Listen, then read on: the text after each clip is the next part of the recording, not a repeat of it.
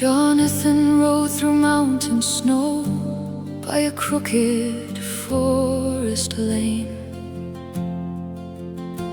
toward a castle carved from stone where no church bell ever rang.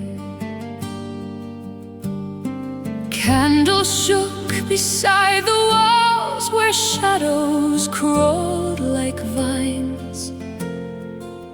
An old man spoke with frozen eyes and hands as cold as time. No mirror gave the count a face beneath that widow's peak. He scaled the walls like some black moth while wolves cry through the bleak. Young Jonathan stared from iron bars at moonlit battlements and prayed the dawn would break those chains before his spirit bent.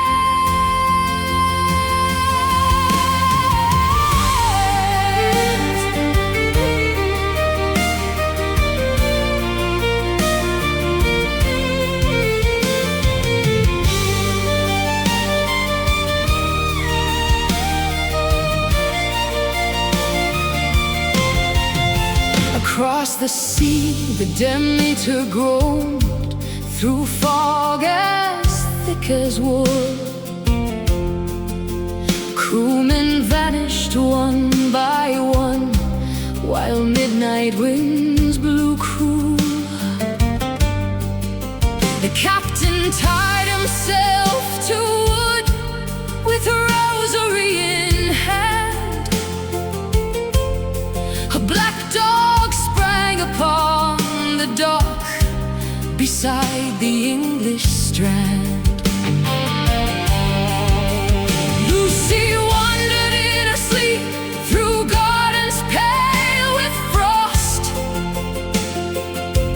Two crimson marks upon her throat foretold what would be lost. Telegrams and whispered fear ran through the autumn rain while Dracula walked London streets beneath a velvet stain.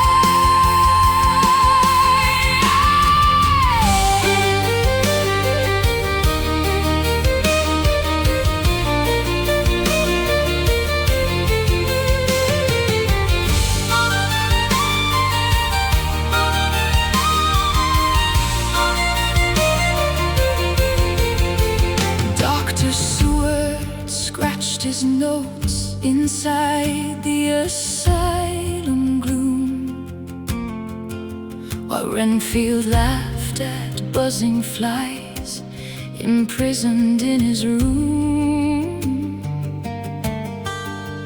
Arthur paced the chapel floor with sorrow in his chest. Quincy spoke with Texas fire, though grief denied him rest. Van Helsing held a crucifix beside poor Lucy's bed. Garlic flowers by the window and sacred words once said.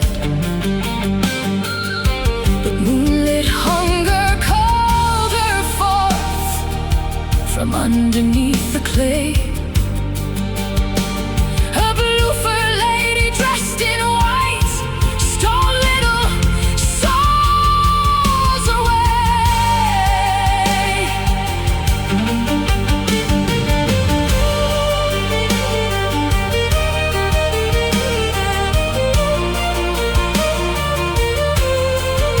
They found her drifting through the mist beneath the abbey stones, children trembling at her feet while church bells cracked like bones. Arthur raised the wooden stake with tears upon his face, and drove it through corrupted flesh to grant her soul some grace.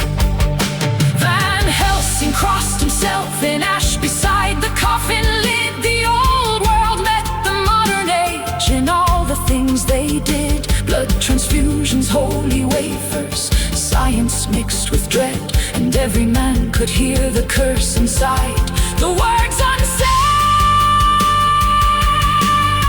Amina pressed her trembling hands against a candle flame, while Dracula bent near her throat and softly spoke her name.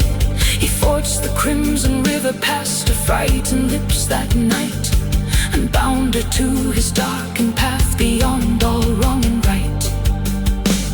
Van Helsing watched her sleeping eyes beneath hypnotic trance. She whispered of the riverboats and snowbound caravans, boxes filled with native earth rolled east through barren plains, and every railroad whistle cried like sorrow wrapped in chains.